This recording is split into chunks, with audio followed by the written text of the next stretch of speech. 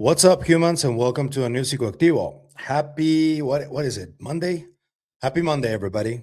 Um, so today, it's been a really hectic day because of a lot of stuff that's happening on social media with the UFO community. The video that I did on Jay Anderson's interview on Joe Rogan got a lot of attention, and I I was sure that whatever I did, whatever I spoke about, somebody wasn't going to be happy. And what do you know? Both sides aren't happy with the way I covered it. I tried to be as balanced as possible, but sometimes you just can't win them all, right? But to make sense of some of this, and also a lot of what's been happening over the last few months, I got somebody that I've been wanting to talk to for a little while, and somebody who first came out on this channel with a statement. I named him like I nicknamed him the civilian Axelrod because I thought it was a funny nickname because it was already used in two different books in the past, and I decided to use it then. But then he came out as Mike, and on X he's as Whistling Mike. This is the person who um, in 2003, 2004, I think, he had an encounter with an object that he believes it's US tech, but we have a little debate over what it really is. So to talk about that and much more, I want you guys to welcome Mike to the show. Welcome, Mike. How you doing, man? Hey, Pavel, I'm good. I'm glad you straightened us out. It's Monday because it's like that, right? There's a meme going around the 25th to the 31st. It's hard to know like what day it is. I Yeah, mean, it's just so confusing. But yeah. How you been? man, I've been pretty good. Just keeping on chugging. That's the nature of a business, Yes. especially in this environment. Is every day is a work day. I mean, anybody that's got a small business, podcasters kind of know what that's like. Just 24/7. But I mean, that's fine by me, right? I mean, that's the goal. So Yeah. So I've seen you in a couple of other shows now. You've been on Patrick's Vetted, you've been on Total Disclosure. Um, what's the angle here that you are now decided to come out in public a little bit more?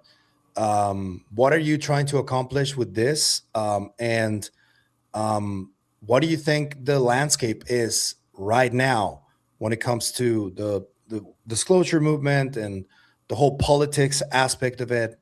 Please let us know.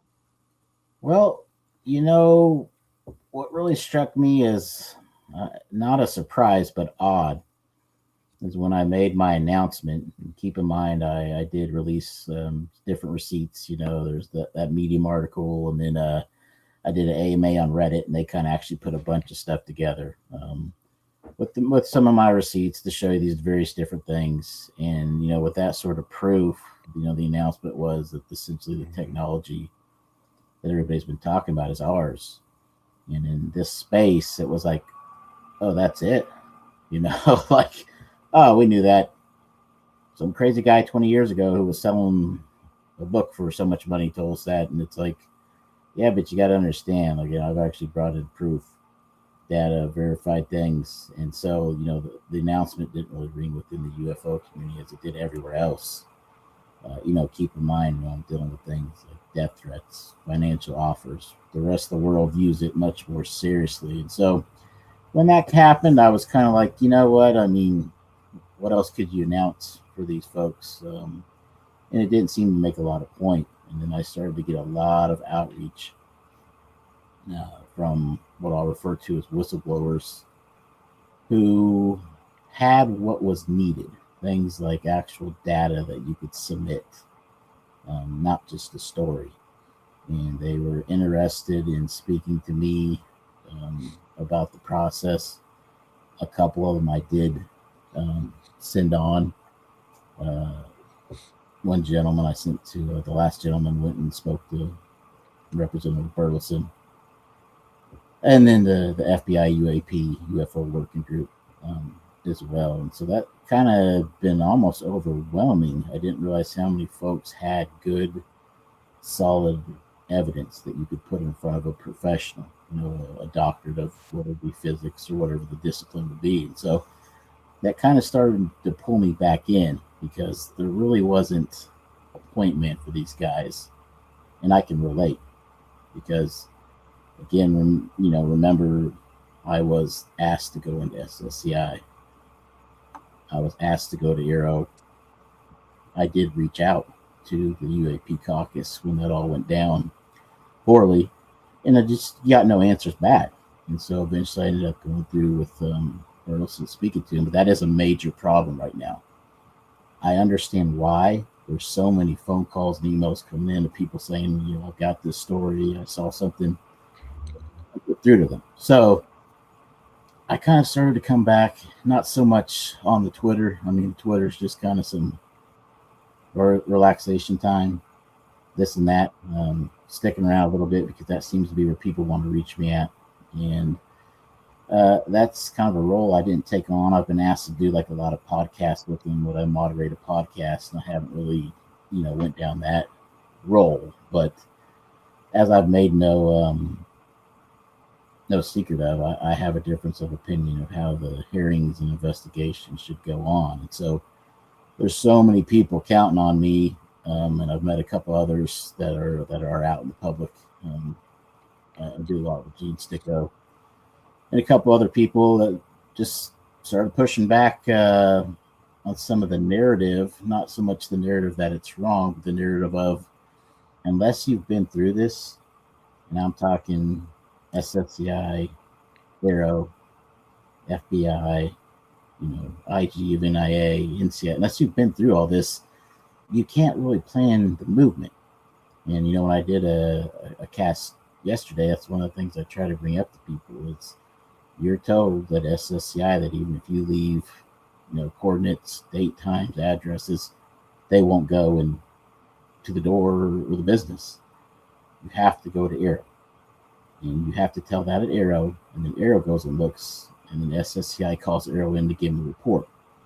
So again, you got people planning on, well, let's do this, let's do that. And so that's kind of where I've been trying to facilitate, help people understand. But what I'm still seeing is just a lot of, my problem with the podcasters of, we've got a lot of experts that are talking, but they may not know what they're talking about. So that long ramble was to say, I didn't think anything went real well in 25, but there's still possibility going into 26, but definitely change has to be made. Okay, so a couple of things there, just to put people on the trail of what's going on. Like, what was the event that happened that started it all? Can you walk us through that, please? Yeah, sure. So, I've always been a self-made guy, and even though I've done quite well for myself, I've always been an entrepreneur, an investor, and when you kind of grow up within those means, you're much more hands-on, right? And I say that because if anyone's ever had business partners or different things, the first thing they want to do is like hire a secretary, hire a personal assistant. That's not me. It's like, I don't mind jumping in, driving the van, whatever it may be, and then jumping out and putting on a pinstripe suit and going to a boardroom meeting or whatever it may be. So, particular business that I was invested in, we made the calls to where we had to provide that service with some pretty high-tech monitoring equipment. And we were coming back late one night and saw some lights, lights where they shouldn't have been, lights low.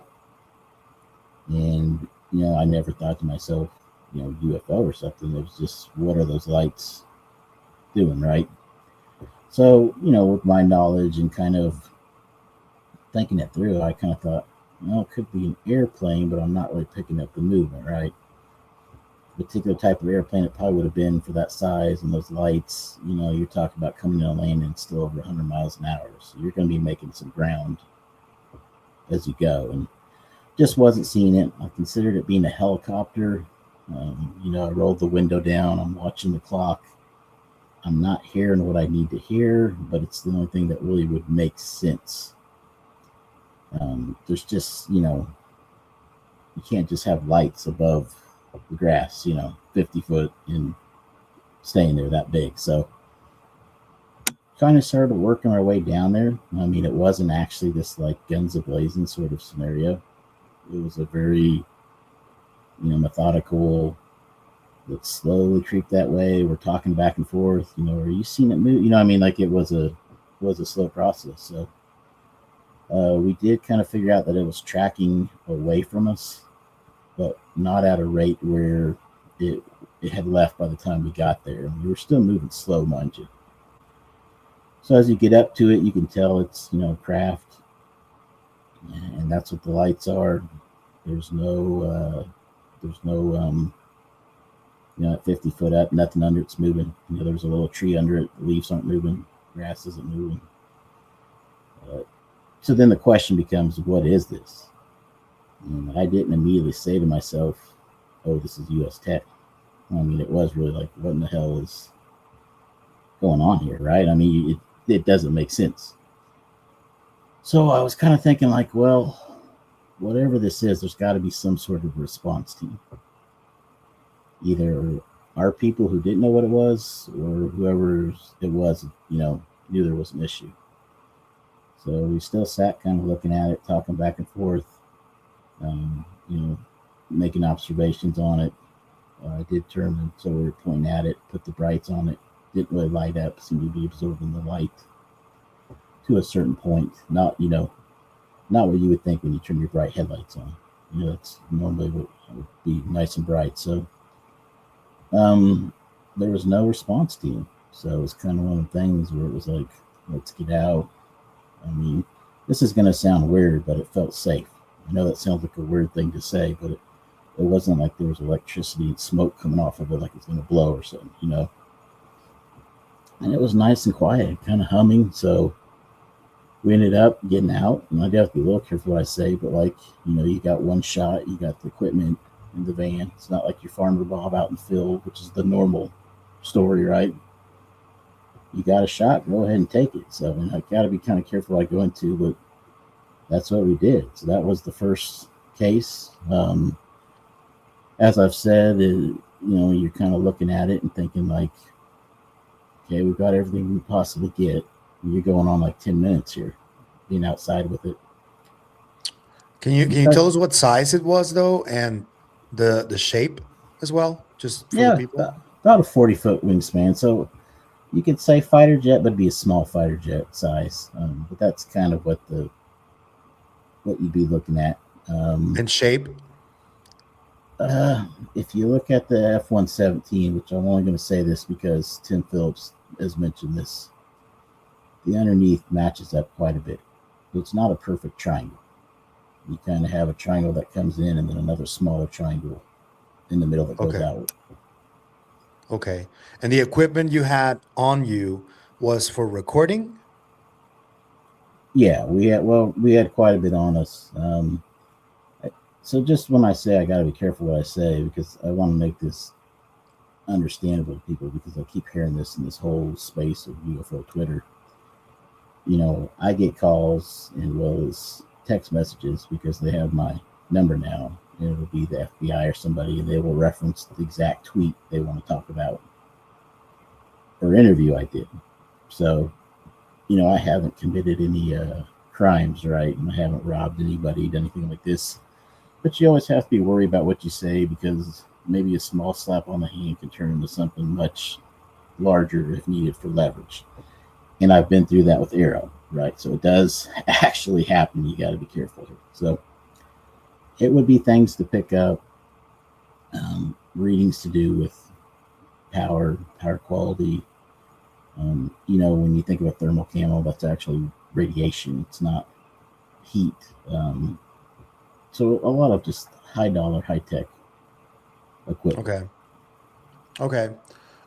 There was an incident that where you guys either threw a rock at it and something fell, or that is really confusing to me. So mind clarifying that part for us? Yeah, I please? should. I'm glad you brought that up. So put yourself a little bit in my shoes, actually.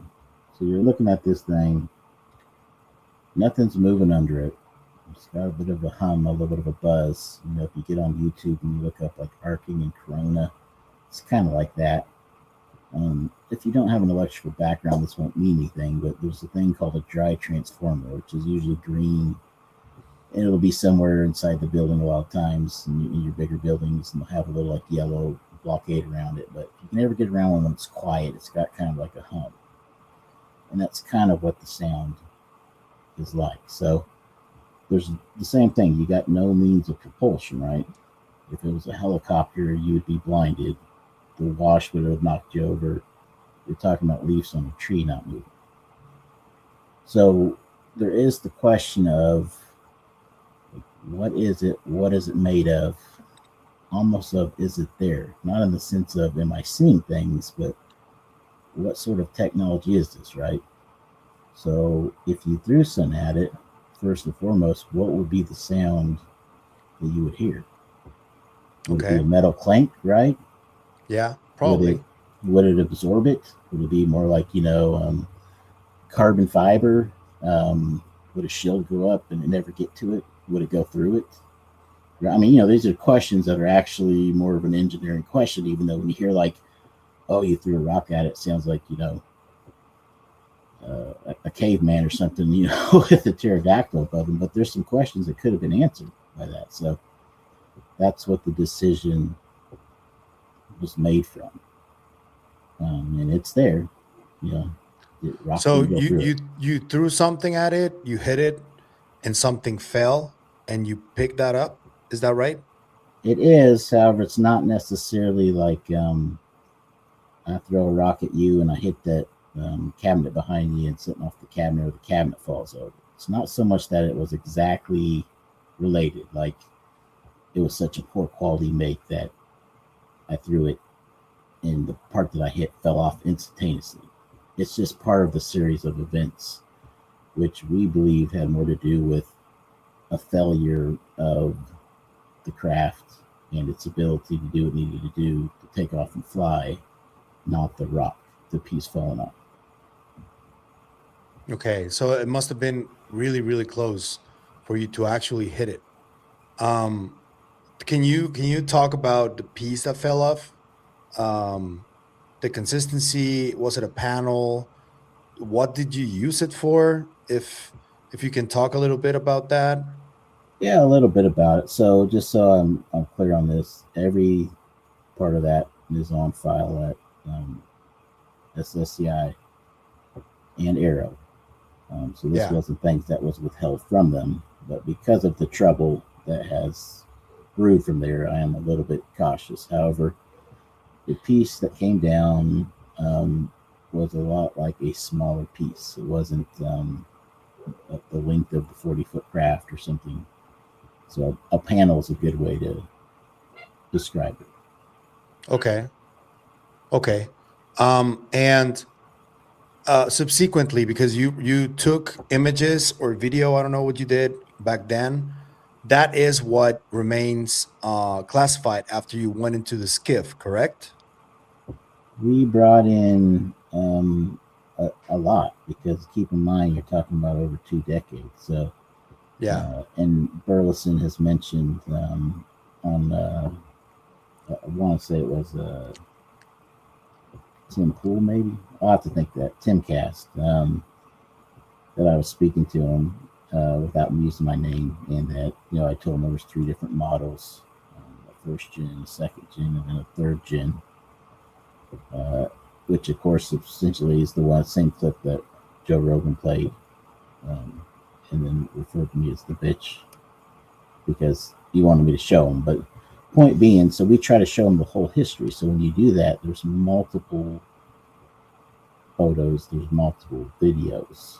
When you get into the higher resolution, the higher quality, as our system developed and as the story is of what we're trying to sell with the government, obviously you get into a lot better angles, you get into a lot higher technology, things like drones, better camera equipment, as you can imagine, from the early 2000s to now. And so when you get into things like you hear of the 4K, that's later on in the process of what we were doing. Yeah, 4K is like 2018 until now kind of appeared, right? Sort of Yeah, like in the you're talking ballpark. later generations of this particular crap, but as you can imagine, what they wanted to know was, well, okay, well then we want to see the first gen, second gen, third gen, right? I mean, that's the whole what we were, I would say, contracted to do, but there wasn't a contract. We weren't paid, but that was definitely the assignment we were given by SSCI, which was to go out. And they had a Okay. particular list of what they wanted, and that's what we went out and got. So they have it all classified. They didn't leave you with anything. And also, if they did leave you with something, the other stuff that is already classified, does that mean that the other stuff you have, if you have something, is also classified, or that's not classified? Just it's case by case, document by document, video by video. How does Well, that work? it gets complicated. That's the problem with how it works is no one seems to know. Um, Okay.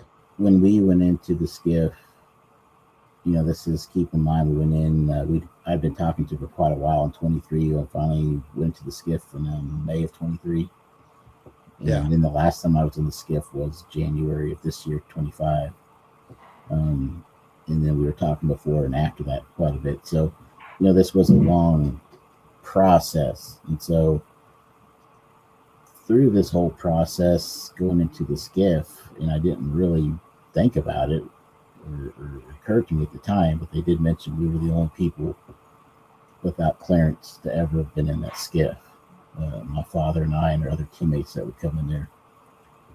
And, I mean, we're not looking for accolades, right? We were in the shadows until all this happened. So it would appear that they broke some of their own rules and laws about being in a SCIF with the folders Okay. that came out marked TSSCI. So with that said, at the level we're at, right, you don't get into trouble.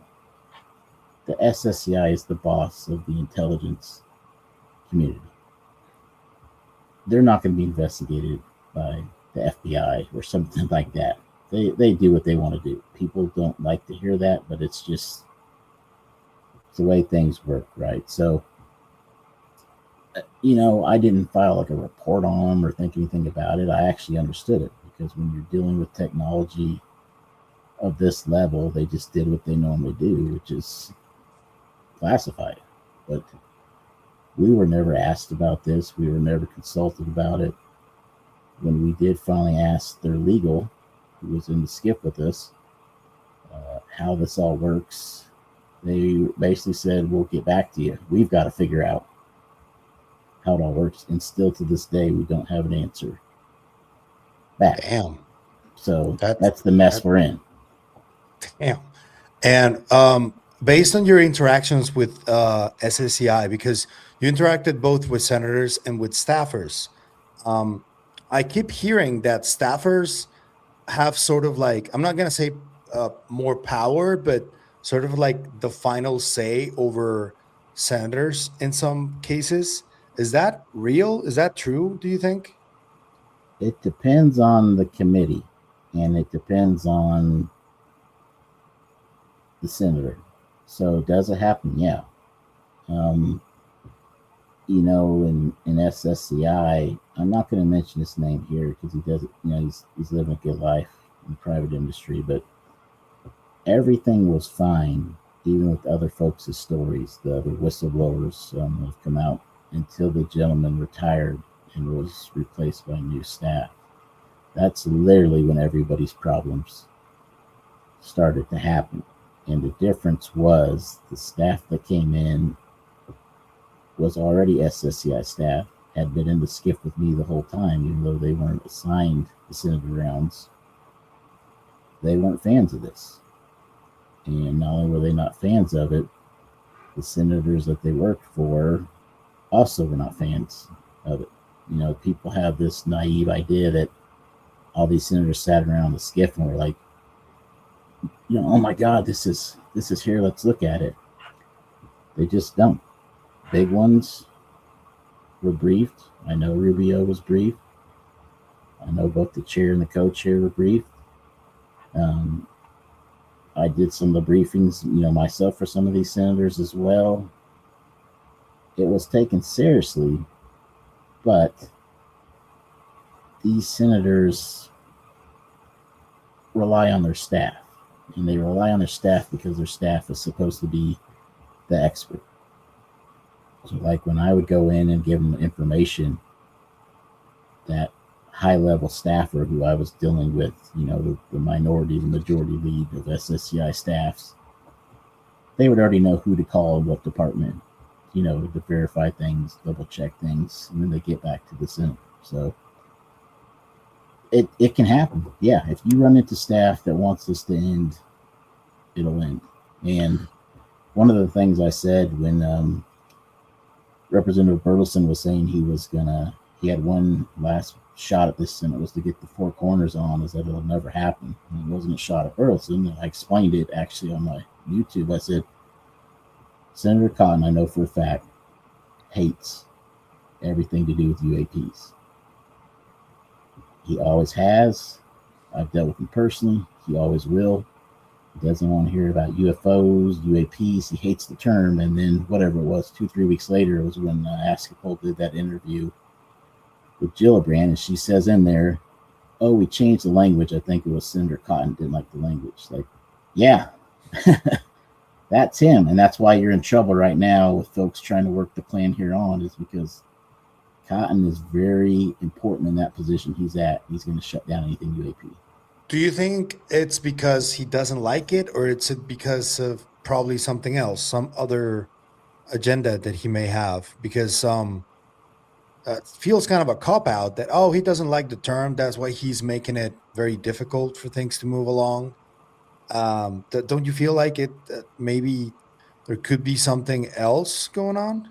Well, we're getting into that gray area where I couldn't know. But what I will say is, and I've mentioned this several times and people don't want to understand it, what was said about people that came in and talked about NHI, biologics, anything like that, was an absolute laughing joke to the committee.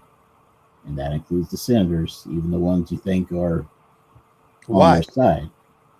Well, I can't tell you why, but if you go back to Gillibrand, right, there's that clip of her where she's doing the thing at the it's like a gazebo or something, and she starts talking about basically David Rush, right? And one guy came in talking about it, and she's laughing it up. That's the real thing. I mean, that's really how it went. It's not just her; it's across the board. So what you're telling me is that the majority of people from SSCI think that this is also just tech, and they're really skeptical about any NHI or biologics claims, correct? First time I heard about David Rush, I was getting ready to go into a SCIF. That was before he came out and did his News Nation. And what I was told is that basically nobody believed him, and then they recorrected it, saying maybe like 2 or 3 people did, but they didn't believe him. So okay, that's the honest to God truth. That's not me taking a shot at Grush, by the way. I'm just telling you, this is what you look back at what's going on, right? Everybody says, well, the Senate is all drones and this and that, and over in the House they're doing the NHI. It's like 2 different worlds. Yeah, it really was. Okay, so for example, Rubio, who recently was on Fox, and he basically took just a small little walk back to a lot of the things he said on Age of Disclosure. Do you think that he probably was one of those senators that didn't believe Grush at the beginning? I don't want to throw that on any senator I don't know. What I'll say is, from what I was told, and no, there wasn't files thrown in front of me of other people's investigations, but I was in deep with these guys for 2.5 years. I mean, when we would bring stuff in we'd have a celebration in the SCIF and pizza late at night. And I'm talking about with sitting senators. I was in deep with these guys, We'd head out to the pub when I was in town for the couple of days, before or after. I mean, basically what I was told was that all they got was stories from the individuals presenting information about what would be off-world or NHI technology. So I can't fairly say that they didn't believe them, although it was like a laughing joke to them. But you didn't really force them to have to believe you. Now, keep in mind, as I said at the beginning, if you don't go to Arrow, then it's over. Because the only way whatever you present is going to be investigated and reported back to SSCI is if you go to Arrow. And that was the problem. They said nobody was going to Arrow. So it is what it is. It's a system of a broken system. But So that changed with the FBI, right? Because I've been talking to a few other people who have come forward throughout the decades. The people from the nuclear connection to all of this stuff, they claim that the FBI has been paying them visits. They seem to be very active behind the scenes. So now it kind of seems like Arrow is not the only one investigating this right now, correct? yeah, I don't know the full history of it, but Tim Phillips, where he kind of left some of his remarks was that at one point in time they gave it to the FBI and they had FBI embedded with them and this and that, which is funny because I spoke to the FBI and it's the complete opposite of the story. The FBI and Arrow do not have a working relationship on UAPs. It's Okay. trying to, so anything I said to SSCI or Arrow, basically the FBI can't get a hold of. It's at that level. So people should understand that. And they acknowledge that. The gentleman I talked to was leading the FBI investigation. We have each other's phone number. We text, as weird as that sounds. Seems like a pretty decent guy, by all means. He's going into it the right way, where, Arrow was just a mess. Even SSCI was a mess. He's trying to go into it from a personal level, let people freely talk.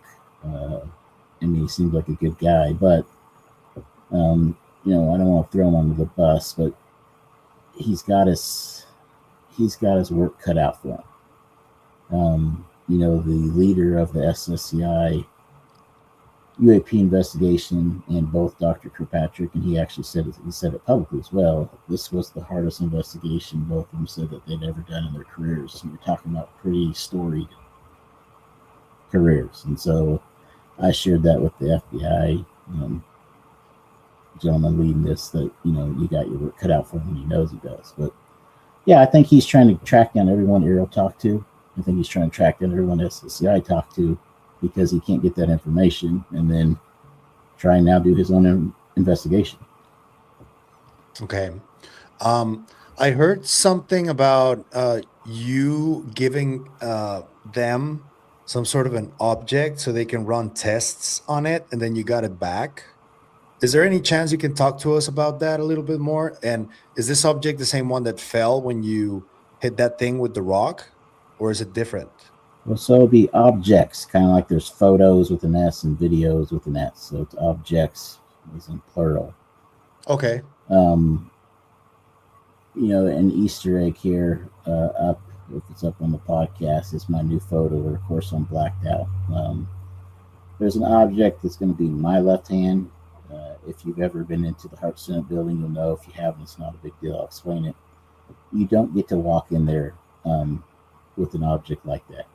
You have to go through a metal detector, all the normal sort of thing. So, and then the people with me are holding the rest of the objects in a carrying case. I brought that one out just to get a photo proof, which came in handy later on. But things were brought in. They wanted to know what's the special sauce. They wanted to see things. They wanted to know how did it work. I mean, it was a very, very long process with them, explaining everything that we had and we've done over these 2+ decades. So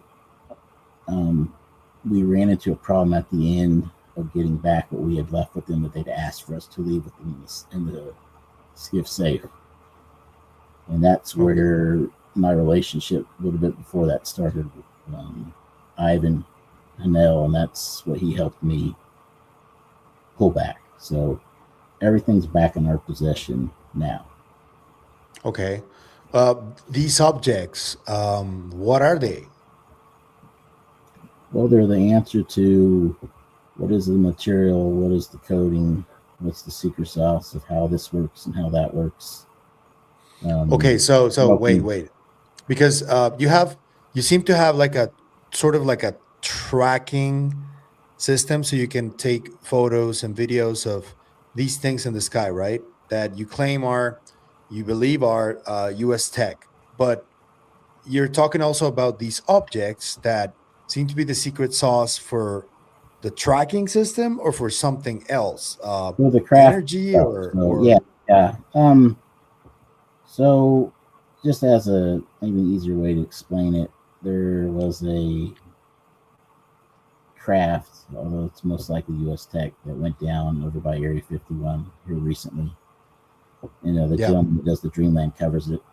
And so the I heard FBI about is that. investigating that because they discovered at the end of it there appeared to be some sort of someone had been there. There was an old piece of another craft laying on it and things, and it didn't add up.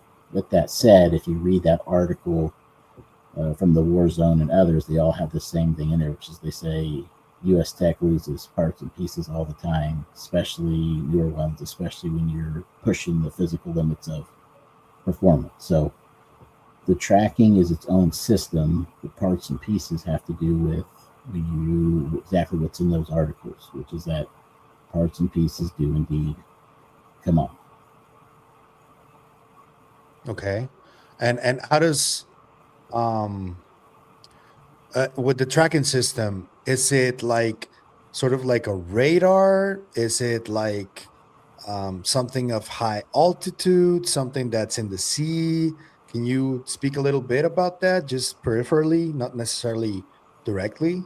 Yeah, so the peripheral vision is there's layers, and the Okay. layers depend on what part of the process we're in. It also depends on what we can do at that location. Not every location is a playground to do things that may involve stuff we use, like high altitude balloons or drones. But the idea of radar at the very, very beginning has nothing to do with the dish. The first part of radar is an algorithm, which is can you essentially figure out what is the path and why is it flying at this time? You may have things to do with the weather, the nighttime hours, the moon coverage. And then what you're trying to do is see if you can get lightning to strike twice, three times, four times, and then you discover you have some things to feed into the algorithm. One of the things that's been said, I know Kirkpatrick mentioned it, and I'm pretty sure the rest of the directors did too, but they've said for those of you that have a sighting or witness sighting and you haven't come publicly, thank you. And what a lot of that has to do with is if they were to release on the US Tech side dates and times and GPS coordinates and things like that, being the one for the Nimitz is already public, you start putting that into an algorithm and answers start to reveal themselves. Now, technology has developed quite a bit since then. It's not as easy as it used to be, but algorithm was the first. So you got to know some paths and routes, you got to know some flight characteristics, and then it becomes a signature. Some of the drone flaps, one of the things that has been said, although not correct, is that maybe they're looking for a nuclear weapon.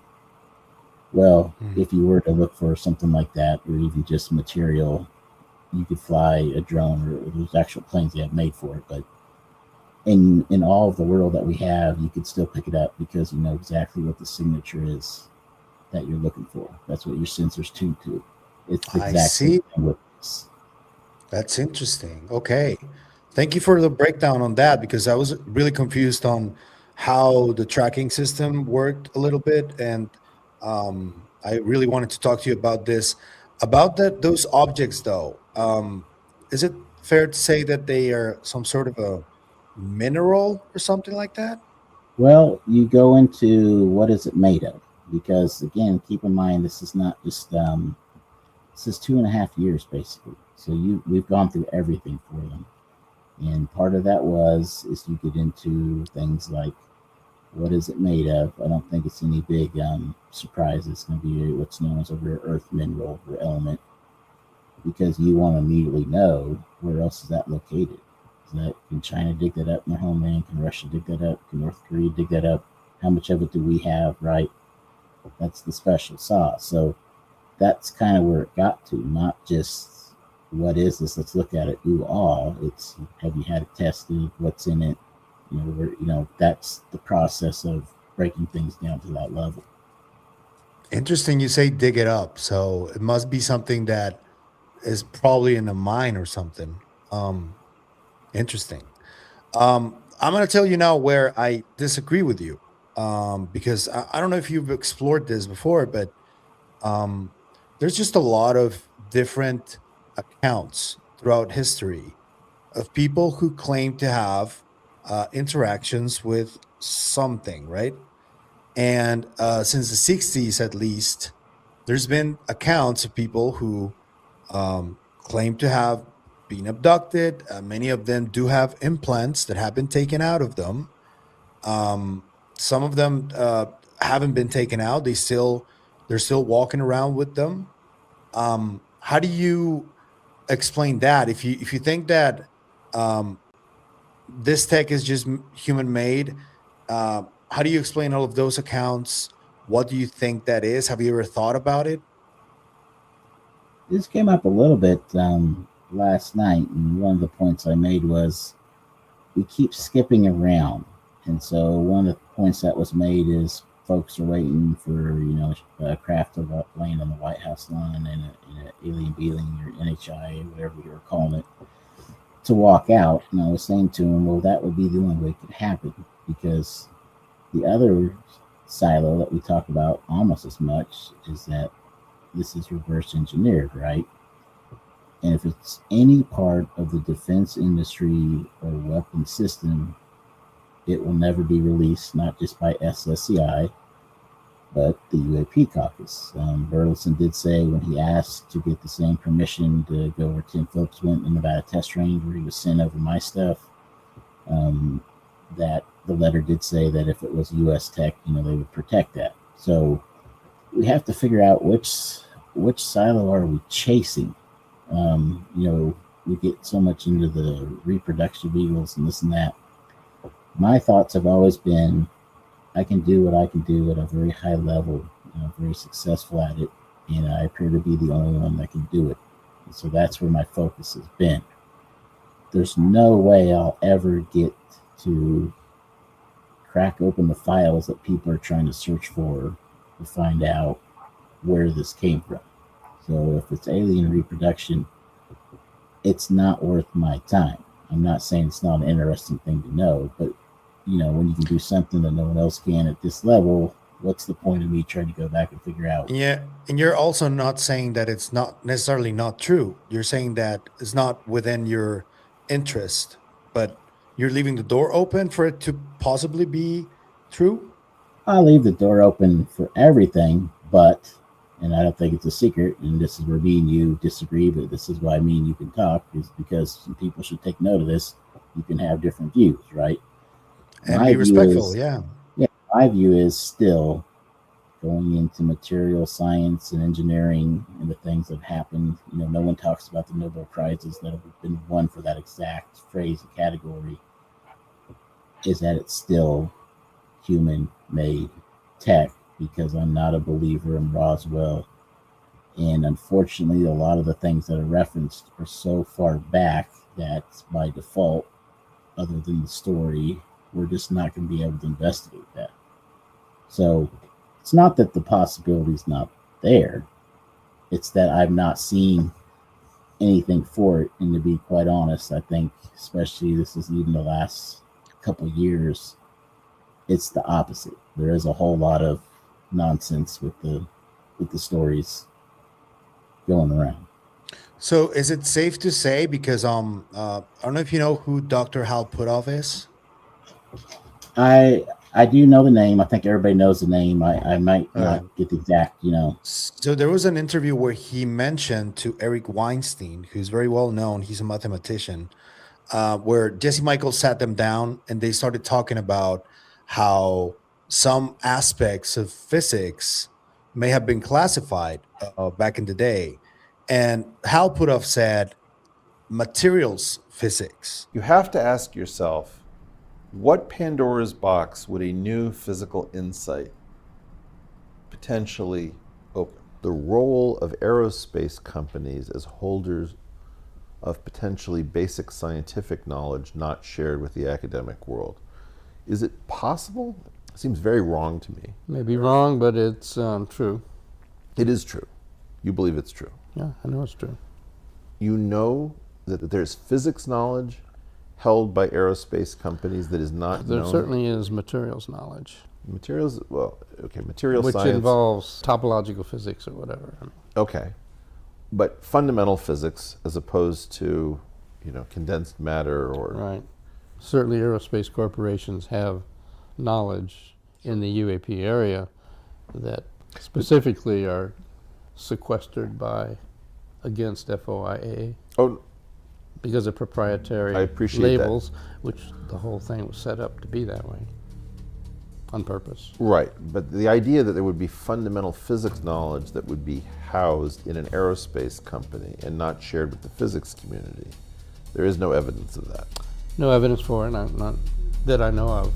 And I wouldn't That doesn't mean it's not the case, but That would be this crazy, egregious. It would change our entire concept of who we are if somebody kept fundamental physics secret in the years since we became capable of exploding fusion devices. Right. I would grab a pitchfork and a tiki torch, and I would march on the National Science Foundation. So my question is your avoidance to directly talk about this object and the objects that you have that are the secret sauce, as you say, is that reticence to speak about it because it's classified and it probably has to do with materials physics? Yeah, let's put it this way. So what one of the very powerful senators who sits on both Senate Select Committee on Intelligence and the Armed Services Committee said was he'd like to know if it matches up with anything in any of our other stealth codings going back throughout history. That's the level we were operating at, which also tells you that if you knew this stuff, that's not good for us in the current day world, defense world. That's also going to be a real big problem for me. As we've seen with Aero, they will make things a problem for me. Okay. Wow, that's wild. So it is classified materials physics potentially. I wanted to ask you though about the because you say you've been 2.5 years talking to these people. Has there been any interaction, or maybe you saw some other whistleblower that was there while you were there? Did you see, like, I don't know, Matthew Brown, David Grush, Dylan Borland, any of those guys? Have you ever seen them, interacted with them in any way? Not that I know of. When I was speaking to SSCI, was when Kirkpatrick did, I don't remember if it's first or second or whatever it was, but he did a, where they call him in, and I think it was Jill Brennan was questioning him. And one of the things he said is we're small staffed or something like that. Pick your witnesses very carefully of who you send over. And I still have the text message. We were the first group that got to pick our days. And the way the days went is there was only really 2 days you could pick from where they had an opening, and then they would take you to Aero after that. And so there really by design shouldn't have ever been 2 whistleblowers for the SCIF that day. I don't know if that makes sense, but that's not how they were working. But you didn't see the other. If it was there, you didn't see him. I'm not saying someone couldn't have been there. What I'm saying is I was never introduced. I never saw anybody. Most of my conversations, even after the SCIF, would be out in the hall or in another senator's office. We might carry on about some things that weren't as classified. At that point in time, I never seen anybody walk into the SCIF because I was still with the staff. So I don't know how it would have, So full disclosure here, though, because when you first came out, I remember that I initially said no to releasing your statement because you didn't want to show your face. Now that you've explained why that is and the dangers that exist from you showing your face or your name, I do want to ask you about potentially, I don't know, um, what needs to happen in order for you to potentially um, either talk about your name and so people know who you are, or even uh, getting some of those videos, new ones, some of those pictures, new ones, and potentially let the world know and show it to the world that this tech is real and that uh, because in my opinion it could have the potential to help people because currently we're still under the petrodollar and um, and I think that if there is really some kind of new technology or new source of energy that has high potential, I think that it should be a right for the majority, like for the population. Would you agree with that? And what needs to happen in order for you to potentially release something to the people? There's a lot there for answers, so I'll try and kind of work through it a little bit. Um, back to the Joe Rogan comment, and I always want someone to ask Burlison about that because I know he saw the Joe Rogan comment. But Burlison would then go on to say that he showed the people in the know classified programs and the results were jaw dropping. So he's also said I'm a patriot. So I appreciate the gentleman speaking the truth there. So then you get into how would you show that? Well, realistically, that's going back into the same system of asking the U.S. to release those secrets. And I don't have an answer for that. I don't think there will ever be a way to do that, as I said, if it's defense related. And just keep in mind, this isn't Burlison or UAP Cox's decision. This would have to go to people as high up as you could possibly be, possibly the president, to sign off on showing everybody what we have. So then it becomes, what about me? Well, I did offer myself up for the last hearing, and I've told this before, which is that my request was to be polygraphed and everything I was going to say beforehand. I'll easily pass it. This would not be my first polygraph on this information. I'll also provide a second source, because when you get into polygraph, the more people tested on the same information, the higher, and that's what they ask in their own business. Now keep in mind, we're talking about government IC-related polygraphs, the ones that are mandatory for any intelligence agency and so on. So the thought there is that all this shit that Tim Phillips has said will immediately fall down based on their own standards. The polygraph is the IC's standards. That will help me alleviate some of the things that he's purposely laid as a trap. Talked about my mental state, right? I wouldn't feel safe to have me around his family. I'm heavily involved in my kids' life, school, I have a community standing. All those things are ruined if I release my name right now. And that's before we get into things like OSI verified death threats that he forgot to talk about, or Tim. And what becomes of me after that. So I would prefer the polygraph because that starts setting stuff straight, where I don't have to immediately worry about things of who's telling the truth or who's not. That's really all it would take. I did make the other demand that I would not sit with anybody. I would come in before or after if they wanted, but I wouldn't sit with anybody that hadn't passed the polygraph either. I think that was taken wrongly.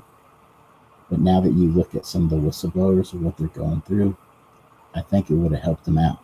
Because right now what everybody's saying is they're full of crap, they're crazy, they can't get a job, all these things. Imagine if you flip that around and they'd all pass polygraph. I think that changes their trajectory of still leading a normal, life through this. I mean, we've got to quit putting people through the meat grinder. I know everybody likes their names. I know everybody likes their faces and their history and all these credentials, but you're kind of putting us through the meat grinder, like I said. You got to let us work through this to beat the system at their own game. And that doesn't always mean throwing your face and name out there to start. Yeah.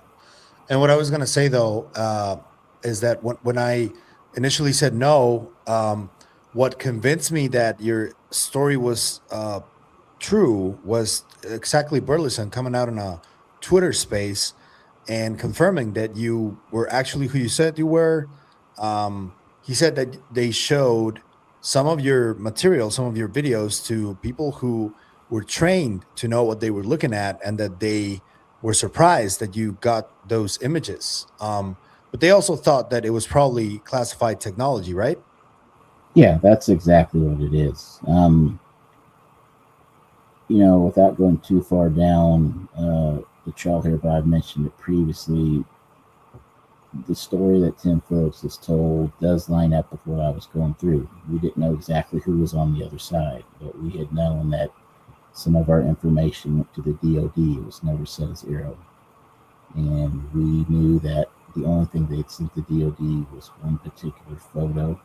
And the DOD, based on several senators who were in SCIF with us, was basically said that they were really curious about where they got it from, but we're trying to say, like, oh, no, that's not ours, and we're not sure if it's even real.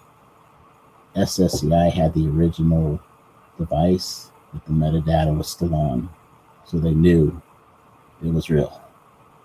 They also had the video with metadata. So the question that we were always asked is, could this other side, who we thought was the DOD but appears to be Aero, were they incompetent or were they lying? And so they never actually sent the rest of it over to Aero, which is the whole problem with this investigation. It is not a cohesive unit working together. Okay.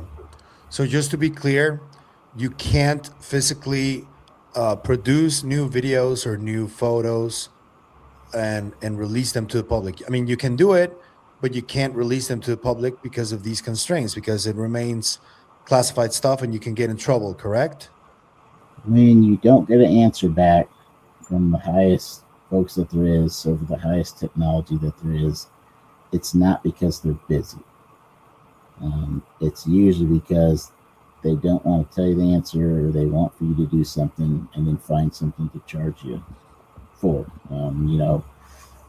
Before I met Ivan, I made acquaintances with John Kiriakou. He's the gentleman that took the fall for the CIA torture program. If anyone's if the name sounds familiar, he was actually helping me get whistleblowing lawyers that he had used in contact, and we talked back and forth. Still do a little bit. Hell of a good guy, right? Doesn't owe anybody anything, but he's always willing to help you out if you're in a bad spot. I'm in a bad spot. So then it becomes, well, why not show it? What would it do? I'm not going to, even though people may not like it, be successful in this business, which is not to sell photos and videos, right? This isn't a blackmail extortion scheme like Tim Phillips trying to make it. We went to him under the guise of what you think is not trackable is, and we can help you fix that. That was the point of us going forward. Now they want our radar system, not just because it essentially defeats stealth and the trillions of dollars of assets that we have and the whole power of war, which is when air superiority win the war. Now you can't, because you don't have stealth anymore. I'm not just talking about shape and coding. You can't jam us electronically. You can't spoof us. Now they want it for UAS, right? So they want what we have. It would help the country out. And that's what the business is, which I've always said from the beginning. We went in as a business. We still are. We're not here, never have been, about disclosure, but keep in mind, I've never seen anything that had an alien land pop out. So why then would I expose U.S. tech? No. Got it. I mean, I'm not here to make friends or anything like that. I mean, I'm just giving people the honest truth. It's fine to judge me how you do. Yeah, got it. Thank you. I do want to ask you about the drone situation, because at the start of this year still, there was this guy, Matthew Livelsberger, who blew himself up outside of a Trump hotel in Las Vegas inside a Cybertruck. And the manifesto, he claims that China already has some sort of gravitic propulsion and that the drones were Chinese. Is there anything you can tell us about that? Do you think, where do you stand on that? Do you think these drones could be a adversarial technology from a different country, or and do you think the U.S. already has some of that type of technology as well? Well, the poor gentleman that went through that, I feel bad for the family. It's an odd case. I can't say either way. It goes back, like, where did this come from? Like, I'll never get into his files or know what he did, so I can't say, but it's an odd scenario. The best way for people to understand what's going on with drones, and keep in mind, we've got some idiots, even in SSCI and staff, where you have to explain things to them. Just to tell you a quick story about that, I was going in to do a briefing one time, and I got stopped by a particular senator's staff member, and each of them only have one. They have one SSCI lead for each senator on the committee. Said to me, "Hey man, can you dumb it down a little bit?" And I'm getting ready to walk in, so that's not. So, I was like, "What do you mean? I've got everything prepared, right? I give everybody the briefing papers. I can't just change it now." And so I asked them the normal question, right, which is like, "What do you mean? Like, how dumb?" How dumb. Yeah. And so the guy looks at me and he says, "Go in there and brief them like you would your grandpa." So I was like, "Hey man, like, my grandpa's not even alive. Well, my grandpa was born in like 1920. Like, how old is this grandpa?" Because my dad's older, but my dad's in the aerospace. My dad would understand it. So he looked at me and he said, "Yeah, go in there and brief him like your grandpa born in 1920.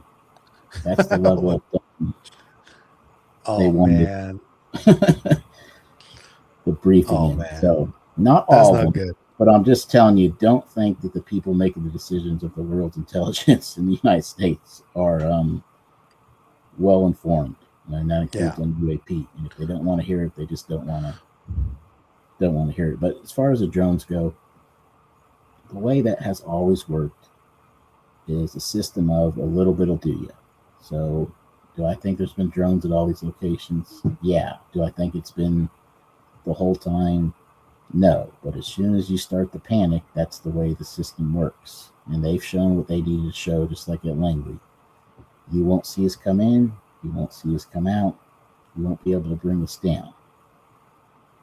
The things like the Jersey and different ones like that, there probably was something there, but all they need to do is start it, because panic is part of the battle game. I talked a little bit about like Roswell. One of the other scenarios people don't like to hear is not just the balloon, but it was a particular sensor looking for balloons coming in from the jet stream from World War II. And the idea was, just like the Chinese balloon, it would float in, it would be an incendiary balloon, it'd drop on the forests of California, it would drop in our financial districts, and you'd start trying to light the U.S. on fire. And the idea would be that everybody here would say, "Forget our allies, we're being attacked at home. Bring our forces back here, we got to fight back here." And then you look at what would have happened in World War II if we would have pulled our guys out. Changes. The result changes. And so that's all part of battle people don't understand. And so that's really what's being shown by adversaries, like, for instance, China. What's going on right now with Taiwan? So if a battle starts up in Taiwan, you're most likely not going to see the U.S. battle Taiwan and Russia. What you're going to see is drone attacks here in the U.S. homeland, because they've already shown they can come in and out and you can't bring them down. And they've already shown that they're here too late, right? So that's the longer term run that people need to analyze on the drones. I would say as of right now, everybody has a little bit of this magic, because that's just the way technology goes. You either steal it or you figure out how to do it. You think back to when the F-117 was shot down in was it Serbia or something? The Chinese that day had people on foot trying to offer farmers money that had any material or pictures or knowledge of it, and they ended up buying a pretty big piece of it. But they were able to get. This is normal operation for adversary countries to do this. So that all goes together to say that has nothing to do with ISR. Even the balloons floated over. Everybody said, well, they're here taking pictures, but it doesn't make sense because you get it with satellites. Yeah, they're not here taking pictures. They're just showing us how many weaknesses we have in our system. So if they attack in Taiwan, best to stay out of it. That's the way this game works. Yeah. Taiwan is kind of tricky right now, right? Since yesterday, it's gotten a little tricky. It's going to happen.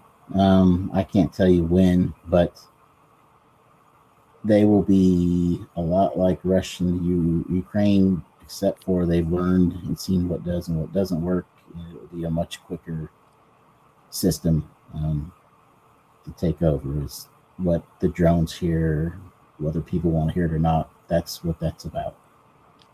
Okay, interesting. A couple questions more before I let you go, if that's okay with you. Yeah.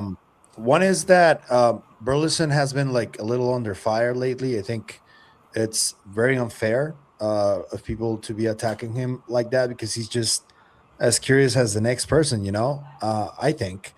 And I don't think he's a bad person. What do you think about what's going on right now in the whole disclosure movement that seems to be imploding, right? Yeah. Well, Burlison and I also don't see eye to eye on almost all issues. However, we're still able to communicate with each other. We still have each other's, phone number. We text back and forth. And that's really what you need.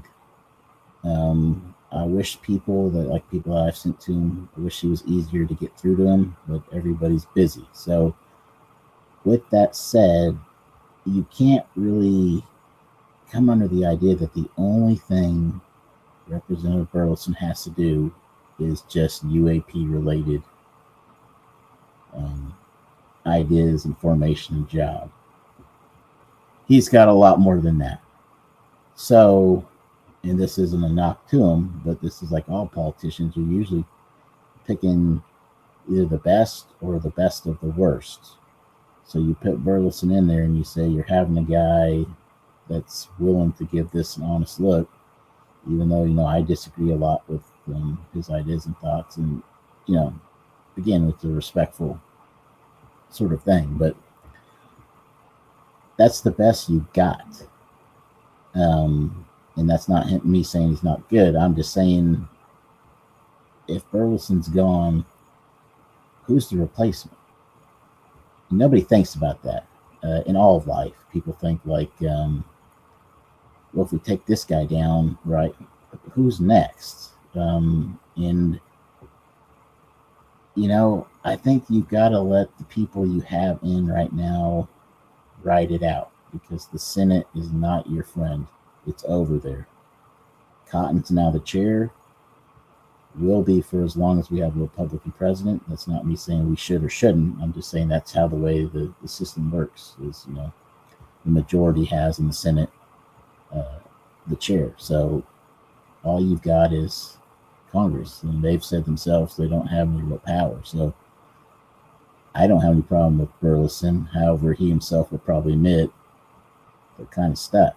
So there's where your investigation is, and I think that's really what the fuel is for the fire that's making everything implode, because everybody thought this was the year. Everybody thought this was going to be the big one, and there was going to be all these things happen, and we just needed that UAPDA to finish, and just, again, here we are sitting at the end of the year, and people have caught on to, I think we need a different plan. I think that's a good thing. But the same people can be involved in a different plane. You know what I mean? It doesn't have to be a fire cell. Yeah, I see what you mean. I just think it sort of this community, the UFO community, it's sort of constantly cannibalizing itself. And I did a tweet today where I talk about Project Mockingbird, which was uncovered in the 70s. And it sort of feels like this same system sort of moved to social media. And now there's a lot of people working there for this project that I would suppose is no longer named Mockingbird, but the idea is to obfuscate and distract and create more division. And what do you think about that? Yeah, well, I mean, even like Blue Book, any project has always been, the concept of the project has been to mix truth and reality. And then you get to wonder what the goal is. Usually, what they say is to hide U.S. tech. I don't know if that's always it, but this is normal operating, right? And so then you get into a little bit further of it. You know, InQtel, which is the investment arm of CIA, doesn't publish a lot anymore about who they invest with. But if you look at some of the things that are still out there, press releases and things, almost all of the companies that they invested in were companies to monitor social media and essentially be able to plot answers of, you know, what was favorable and what was not. And so the obviously answer is, you know, somewhere in another country, right? Maybe Venezuela, you do some things down there and you see whether or not your software tells you they're siding with the US or they're against their own leader, which is how you overthrow governments. And these are things on file. So this isn't some sort of, you know, scenario that hasn't happened. So is it happening now? Well, as I can tell you for a fact, the FBI references tweets that I make and things that I say on YouTube when they call. And Sean Kirkpatrick said on several interviews that he had a gentleman show up to his house, and before that happened, that they were telling him that his address was showing up on, you know, social media boards. So that means they're looking at Reddit, they're looking at Twitter, Facebook. So yeah, that is normal operating procedure for them. Now the question then is, how much do they get into influence? Well, what I would say to that is they don't have to. So I still think this community is its own worst enemy. And I don't think they've had to step in. Would they? I don't know that either. But I just mean, like, Burlison is a good point. Burlison said multiple times that every faction in this hates each other. And he's right. And that doesn't have anything to do with psyops at that level. That's really the community's problem. Yeah, I agree. Although there seem to be just a few that do seem to like remain constantly fixated on this confrontation, and that is strange. I'm not gonna lie. I did hear that the FBI was actively investigating on X what goes on in the community. Did you hear about that? I did not. I would highly doubt it from a drama standpoint. Now, if you have people who are claiming to be people, which there are in the community, with some of them with, you know, less of a picture and an ID than me releasing information, of course they're going to look at that.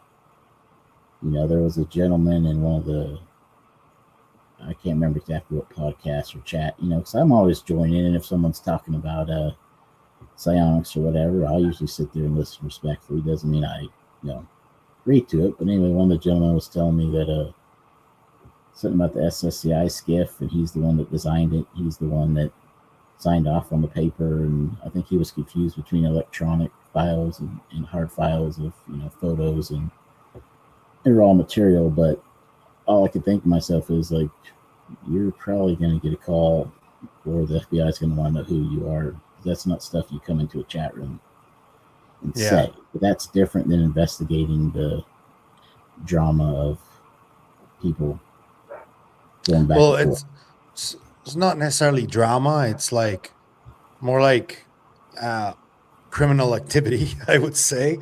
There's a lot of harassment. There's a lot of doxing. There's a lot of false accusations that could get people sued and stuff like that. So, well, I mean, you know, let me ask you this, because it seems like both sides, or all sides, maybe a better way to put it, aren't agreeing to you or with you. And that's a weird scenario to be in, because that obviously means you're not trying to please anybody, because you to pick one side or the other. So from where you stand, do you feel like anything has happened to you that is worthy of the FBI, or is it more of just the personal level you want to speak out against? That, like, people need to understand where you come from, the videos that you do. So the thing with this is that I thought that everybody was gonna get along, and I mistakenly thought that. And when I came in to what's going on right now, I found that I arrived late to the party. So when I came in, it didn't really matter who I started interacting with of both sides. I didn't know that how the extent of the conflict. And when I started interacting with people from one side, people from the other side blocked me, and they didn't want to have anything to do with me, even though my idea is always and will always be to try and get along with everybody and try to get everybody to get along as well. Um, Nothing personal has happened to me. I don't think it will, honestly, because I do try and keep the same philosophy. Even though I criticize the entire issue, I try not to fixate myself on specific people, because I think that's a mistake, because we're all human. We all make mistakes. We all have fucked it up at some point in our lives. We all have dirty laundry, and I just think it's pretty dumb to um, remain on this constant, endless loop of just attacking each other. And that's what makes me think that it's by design. And um, whatever I say, because my opinion differs from both sides, I'm still gonna get attacks in some way or another, or I'm gonna get accused of being on one side. People are like accusing the other side of being racist, homophobes, and pedophiles,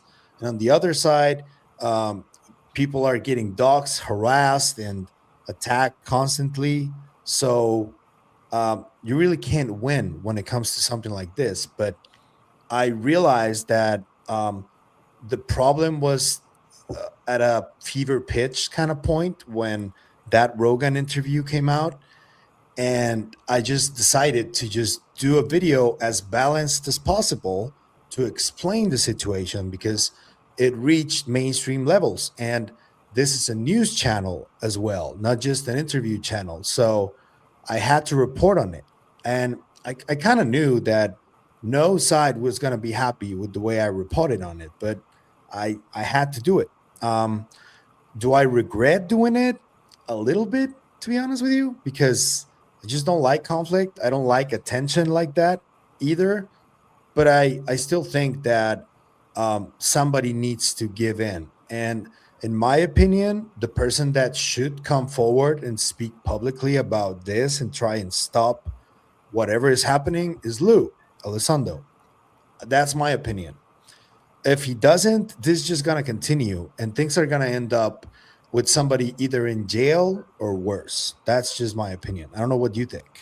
Well, I mean, this is what the good example is I disagree with you, but as I said, that's the whole point of showing how you can have a civilized conversation here. People are going to think this is too high, but I think it's Joe Rogan's fault. I've been saying this for a while. He has people on, they come on, they tell their story. It's like the whistleblower thing in the hearings. And then he'll have on somebody next, and there's multiple occasions of this. And then all they do is talk shit on the person. That's what happened when they showed the Burlison clip with me, right? I had this one stooge on that's ex-CIA, and they're, oh, let's break this down. You see what he said there? And it's like, that wasn't a conversation, man. I was in there. And then he has somebody else on that comes and tells a big story, and he is a user of this community, and the problem is he has literally the world's largest platform. So what I'll say about Lou is, as far as I know, keep in mind, I really, when people ask me about it, and I always say, like, I don't care. It's like that scenario Gene Stigl told me about walking into a bar and the fight's already going on. You know what I mean? Lou wasn't out causing trouble. Even these allegations appear to be, I don't know, but they appear to be, in the past, not a recent thing. I'm not saying what happened, what didn't happen, but it's like, you put someone on fucking blast on Rogan, I still think that that's on you. And so far, what I've seen from Lou reacting is he's trying to take the high road as much as he can, because if he would have said hell no and went after these guys, you want to talk about fuel on the fire. I mean, it's already bad, but it's like you said, someone has to give in, or both sides have to fucking realize we got to go back to living a normal life here. You know, what is the goal of the community? And that's what I pushed yesterday and a couple other days, where it's like we're on the last couple of days of 2025. If you do go on Rogan, and we do have a plan, and I know this is going to sound like I'm trying to make it about me, go after the establishment. Why the fuck has no one talked about a on the payroll SES, who Tim Phillips' own words said served at the pleasure of the president, going onto a podcast and accusing a United States citizen of extortion and not being safe to have around their family? Instead, you go into personal matters in the UFO community. For me, I say leave that in the locker room, leave that in the clubhouse. We're always going to hate each other to some degree. Let's keep that shit in the community. And this isn't me siding with anybody or not siding anybody. I'm just saying, I don't think anybody's going to watch that and be like, oh, let me get on UFO Twitter now. I want involved in this stuff. Yeah. You know, like, Yeah. I try and think of like what. So for me, it's like, let's get the hell past this and let's get into 26. I don't know. That's just my thoughts. I wasn't involved in any of it, so I get people have their emotions branded already. Yeah. But as a media analyst, I arrived late to the party, as you say, too. But I had been looking at everybody's activity for a little while, and then I inserted myself into it. But I tried to stay in the periphery. I do disagree on one thing, though. I don't think that Lou needs to do something himself necessarily in order to be involved in whatever reaction came out of that interview. I think that the way this has worked for a while is that there's a lot of people around him that do things, and he doesn't have to do anything. People do things for him. So when you say that he's taking the high road and not doing anything, I'm not necessarily sure that's 100% accurate.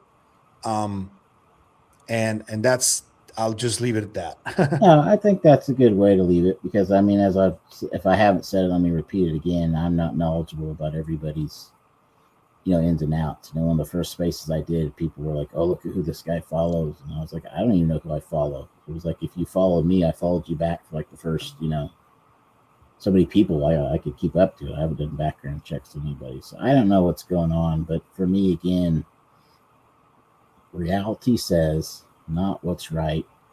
What reality says is, because we have so many people in so many different countries in this little box called UFO Twitter, nobody is going to come to that Disney fairy tale apologies and make things up. The best thing really to do is, if it didn't get settled when whatever happened, it ain't going to get settled now, is to just try and go back, put your head down, and get back to what your plan is moving forward. And don't involve people that aren't in it, because that extends the life of something that doesn't need to be extended. Fire needs to be put out. Yeah. Where do you think that 2026 is going to take us with a lot of this? Well, how do you see it unfolding? I think we are going to get our answers in the next about 3 months, because you look at the UAP caucus starting to talk about there may not be another need for another hearing of just stories. And that's not a knock against whistleblowers. I'm just saying they're starting to have different ideas. That's a good thing. Keep in mind that Burlison, several of the UAP caucus rounds, right? They're all up for re-election in 2026, and that's really going to be the main focus. And so I think you're going to see politicians really turn their head away from this, other than the UAP caucus, who's limited in power. But they're going to have to come up with a different plan or idea. So I understand they don't have any of the interrogatories that they sent even back. They're just not getting They didn't get permission to go to the Nevada test range. So if you're the government, you feel like you've got everybody stopped if that's what's going on. So what do I think should happen is different than what do I think will happen. What do I think will happen is we'll all wait on the Spielberg movie. We'll keep going down this and that. And I just don't see it as a group of individuals yet that can put together a cohesive strategic plan, which is normal when you don't have an exact leadership. There's so many factions leading it. So I know that doesn't directly answer the question, but I think the next 3 months for this group of people is so vitally important to try and get their shit together as a group and go forward. I want to I remain confident that if we focus on what people that are brave enough to come forward talk about, and we vet everything they say thoroughly, I think that's the way forward. Not by cult of personality and different factions and who's right, who's wrong, pointing fingers and all that. If we focus on what the people coming forward are saying and doing and vet the info, I think that would be one of the few options that we have to actually get somewhere. Do you agree? I agree with you on that, but again, the vetting is the process. I'll say it, people are not going to like it, but the individuals that people have to go through right now to get to anybody in this system, which is why people have been reaching out to me, these are valid people information, are the wrong fucking people to be essentially picking who goes where and who gets to do what and who gets to meet who. And I'm saying that because you've had a couple of years and it's not working. Yeah.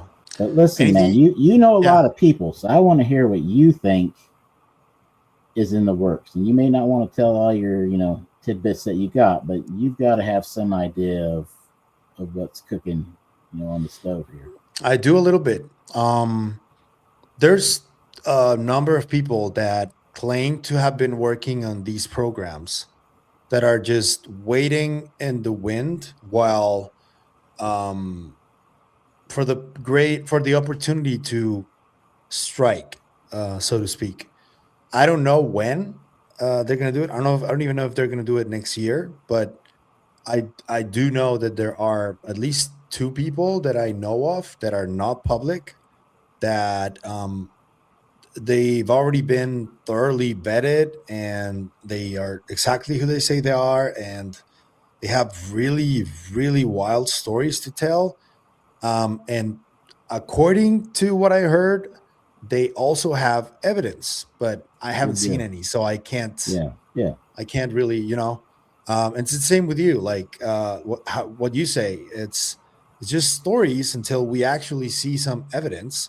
What convinced me that your story was real, besides Burlison, though, is you showed me receipts. You showed me exchanges with politicians that you had. That's evidence for me. Put that out there for people if they don't know, especially as keep your receipts. That's an important part of this. Yes. So important. As we move forward, it is. It's kind of like the FBI said, which is, I didn't agree to help them at this time because I feel like they've got to work through some folks that are just going to lead them astray. Let's just leave it at that because that's what history has shown us. There's nothing for them to really provide. And so what they said to me is they were just going to operate under the pretty safe impression that SSI wouldn't have called me back for 2.5 years if I wasn't backing up and validating my claims. And so, that's another thing in there is, there was a lot that went on, but yeah, man, as we get maybe down the road, get back together, I think there's going to be some important things happen when everybody comes back in January, if they can get a budget worked out for the government. That's kind of what we're all waiting on. Yeah. I can't say I'm not disappointed by not getting you to probably release some photos or videos. I want to keep trying though. And I understand why you can't. Not that, but as you see, I've been trying to get people to latch on to the true story of what's going on, because you can't plan anything until you know how the hell stuff works. And there are some receipts that I've been thinking about the last 2 weeks here at the end of the year, but they're so damning. It's not dangerous as in personal danger, but it's danger as in you're gonna poke the fucking hornet's nest. But I might go ahead and start putting those out so people That'd quit be talking nice. about their leaders as like, oh no, that guy's on our side. Wait till you fucking see Oh, the that'd be truth. nice. So, I'll be waiting for that and report on it for sure. Thank you, Mike. I do hope that we get to know where this all ends up, and that you get whatever you're looking for, though. Hopefully we know more about that technology as well, because I think it's very interesting, and if it can and has the capability to potentially change something, change the world, I don't know. I think that the it will change the world. And that was the disappointment in the announcement for the community. We can't get into it here because we'll be on here another 2-3 hours. But I mean, Elon Musk, like him or hate him, he said that. I actually repinned that. I think it was like 2 weeks ago, that essentially the creation of power, electricity, is worth more than anything else in the world, which is the way the world's going for many reasons. And that's the world's richest man. So when you look at the power source, that's before you get into everything else. Yeah, the world's changed, man. A lot. Yeah. So, thank you, Mike. Anything you got to say to the people before we leave, before we cut it? No, I mean, I don't have much of a presence on Twitter, a whole lot, other just than here and there. Whistleblowers and the people with evidence, they can still reach out to me. I mean, it's not a full-time job, but I'm kind of just been where if I pop up on a podcast like this, then I'm there. I mean, I'm still traveling around with my face blanked out. That's kind of the nature of the business, but I do hope people kind of understand why I did things the way I did, and the lessons to be learned from that. All right. Move forward.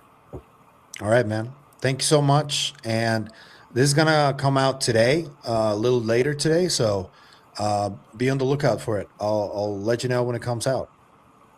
Yeah, pal, if I don't talk to you, man, have you a good New Year's. Yeah, you too, man. Thank you for being a guest, and you're welcome anytime. All right. Appreciate it. All right, man. Take care. Bye, people. You know what to do. Like and subscribe and everything. Bye, Mike. I'm waving.